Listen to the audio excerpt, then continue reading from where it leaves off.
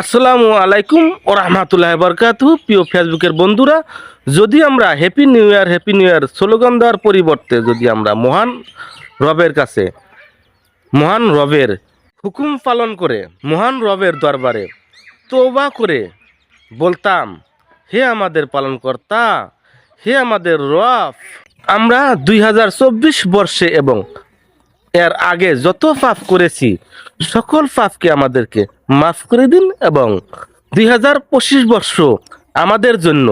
আপনার সরল রাস্তা খুলে দিন, আমরা যেন আপনার সরল রাস্তায় থাকতে পারি। এভাবে যদি বলতাম তাহলে কতই না উত্তম হতো। প্রিয় দর্শক,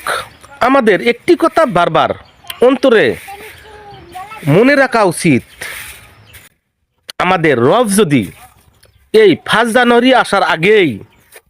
এই পৃথিবীকে ধ্বংস করে দিতে, তাহলে আমরা এই 5 জানুয়ারি আর